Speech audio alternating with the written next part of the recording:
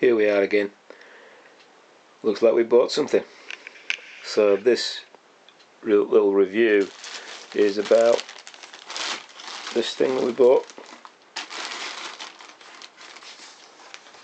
And what we bought was a LaserJet M140, and that's the box. So this LaserJet was not new. It cost about 50 in fact, but a toner cartridge costs 50. So, and it did contain one. Let's have a look at this. We're already taking it out of the box. It was a very, very strong box it came in. So this is the set of documents that you get with it. There's a statement of compliance, which is required by laws in Europe and America. More compliance stickers. This is part of the warranty, which I'm going to need to check. So, declaration of conformity, so that's compliance. So this beast here, this is your warranty document. So, lastly, we have these two, and this is basically instructions in about 10 different languages. I don't know what they are, and it goes through what all the buttons are. This is pretty typical of what you get when you buy a product these days. HP are particularly good at this kind of thing, and especially compliance, and I kind of know because I used to work for them. And I've seen what they do to put products through, and it is pretty grueling. Products do not get through unless they're good, I tell you now. So there's the instructions, and it seems that you must have an internet connection. So you go through all this, where you connect all the ink and everything. I am pretty sure that's already been done. So the reason I think that it's already been done is these were found in the box, and if you kind of look at the diagrams, they actually show you that. Yeah, just there I think. Yeah, that bottom one there, you can see them just there. So the guy who sent me this has obviously either tried to use the printer, or he's tried to make sure it was working before he sold it, which is you know, 10 points for that, I must say. So you get the thing ready like this and switch it on, and like a lot of HP stuff, it just does its stuff. You know, I bought a HP mouse the other day, and you just plug it in and you don't have to download anything, it just works. So what you then do is you go to this site, which is 123hp.com, and then you have to download the software. So this is where the difficulty possibly starts, because I do have an internet connection, but I didn't want HP to know the location of my PC, because I'm a bit funny about personal data like that, and it didn't want to let me do it without getting the location of my PC. I don't understand why you need to have a location to set a printer up, but anyway, I read the small print and it looked like there was an alternative to that. So this is the beast itself. I have to say, it has a very, very refined look about it. Very, very nicely finished. These are the controls. Nice and simple. So this here comes out like so. That's your paper feed in, I believe. And then this one here, this is where the paper comes out, upside down.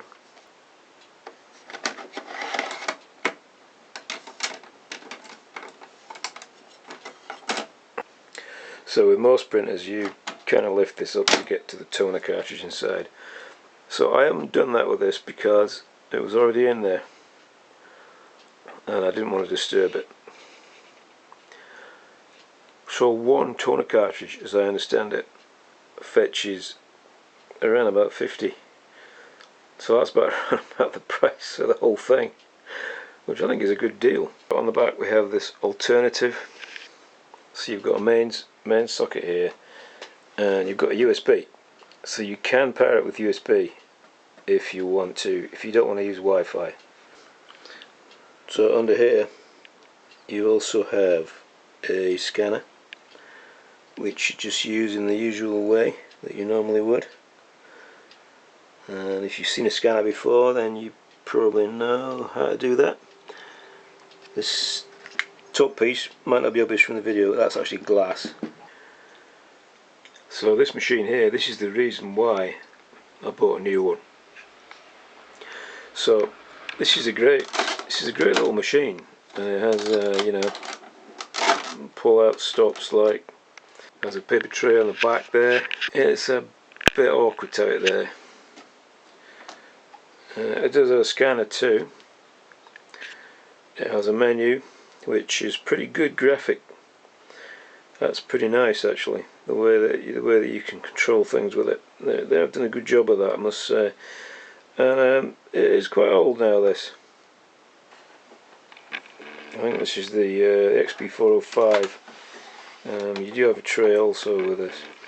So they're having problems with this because when you get warmer weather in June and July and August, it stops working properly, and it puts ink all over the paper where it shouldn't, and it leaves blank lines on barcodes. So it's a right pain in the nuisance. So I have decided to move to a different printer, and I thought I'd try the HP because I perceive that it might be better quality.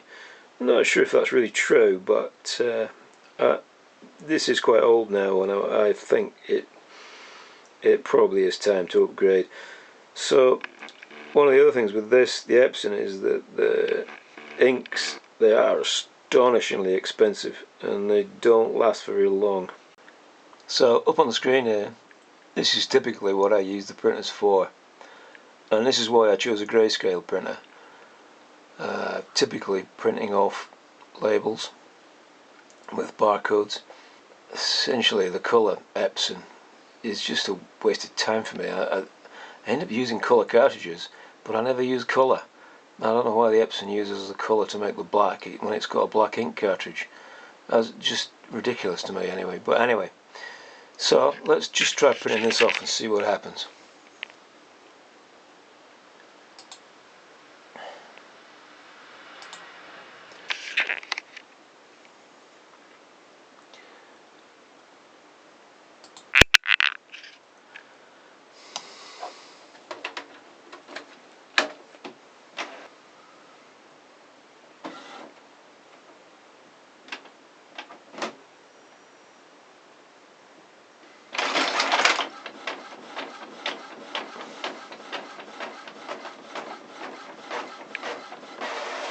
So you can see that it is quite noisy, the printer, but it mucks up the barcodes, and you can see this particular one, it actually isn't too bad as they go, but quite often you get a white line completely right through there and right through there, and I'm just getting a bit fed up with it really, because the quality is just absolutely appalling. This is another thing the Epson does.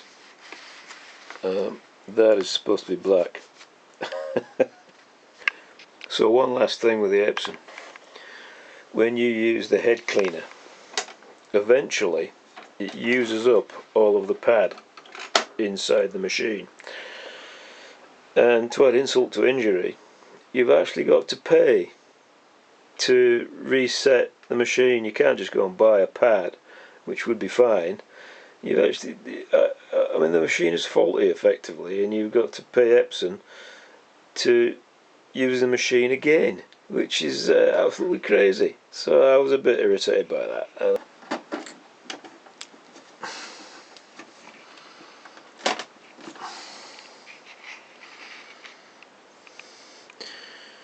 So I'll take the USB out of the Epson,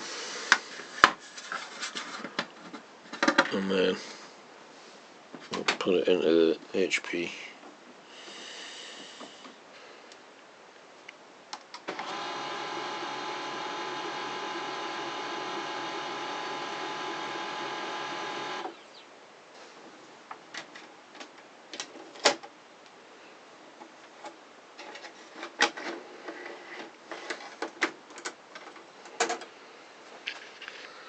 So this, I think this is the Wi-Fi. It's obvious. I'm not going to connect this to Wi-Fi, but it appears to be Wi-Fi. I'm not 100% sure what that is. It says 01. Maybe that's the print count. So we've connected this up to print, and I haven't connected to the internet to download any setups or anything like that. But if I go up, there you go, it seems to be there. So let's try it without.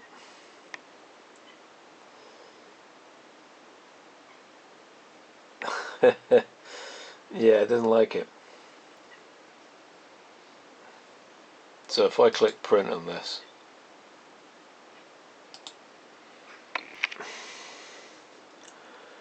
so when I hit print here, it seems that we can select this, and when I print it, the first time it said there was no paper because there wasn't any paper,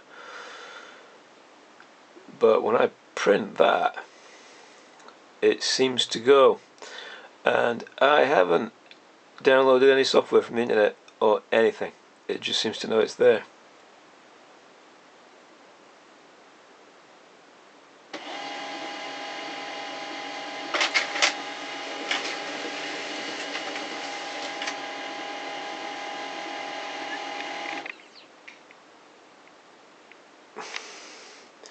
So this print actually comes out upside down. That is one that I tried before, and that's the kind of thing you get. Let's have a closer look at that. So this is your Epson, which, to be fair, right, it is an inkjet, and this is your HP. Look at that, that's perfect. You just look there between the clarity of that and that. That is absolutely amazing quality. Pretty fast printing too, and nowhere near as noisy. So this is your inkjet.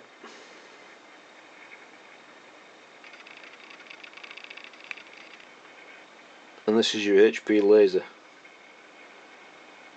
That is beautiful. Wow. So before we install software from the internet, I just thought we'd do a little bit of a scan. So according to this button here should copy that document.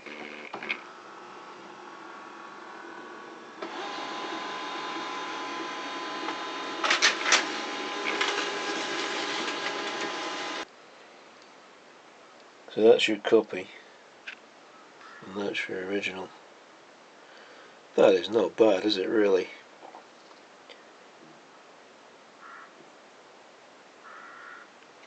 There you can see 123.hp.com.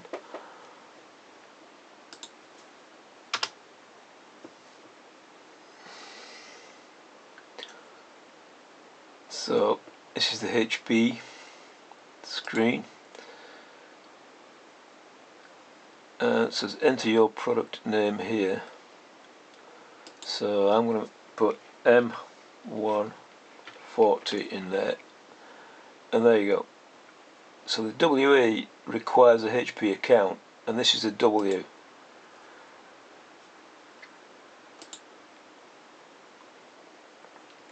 So then you have to install HP Smart.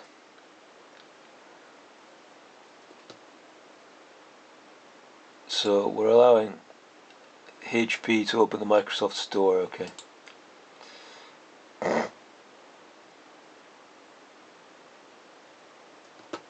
So apparently I have to upgrade my browser. That is pretty frustrating.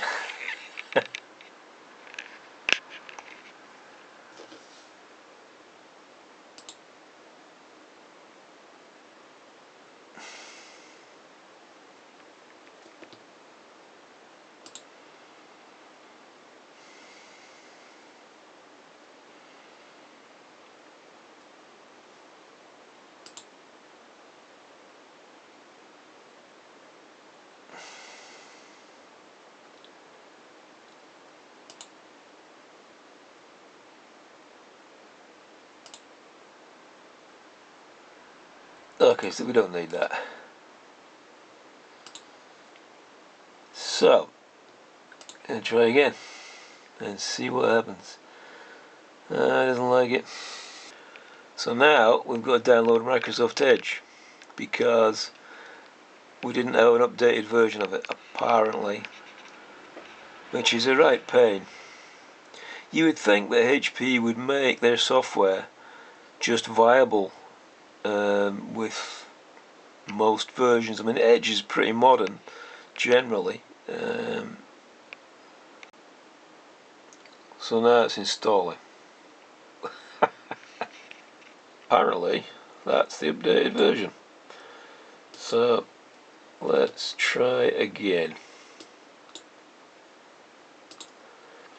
So one of the things I would like to just point out is that in the modern age you would expect more generic software which doesn't require the absolute tippy-toppy updates.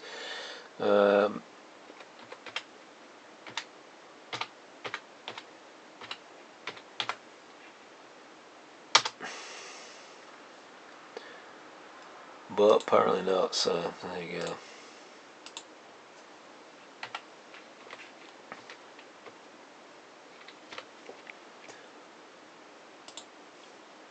And there you go, let's see if it'll do it now. Is it going to give me a... Nope, it still doesn't like it. Well, it looks to me like we can't install the software. But, interestingly folks, on my other PC, this does install okay. And it's also interesting that the printer does actually work through Microsoft drivers without having this installed. So it's an interesting thing that you can note. You don't necessarily need to install all this stuff. Okay, so just by way of reference, this is Windows 11. Can't put that on the other PC because it's a 2015 PC and that's when Windows 10 came out, so it's just a little bit too old. But this is what HP Smart looks like once it's installed.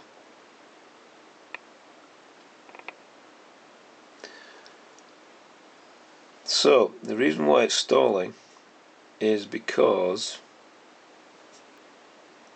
I've got the connector in the other PC.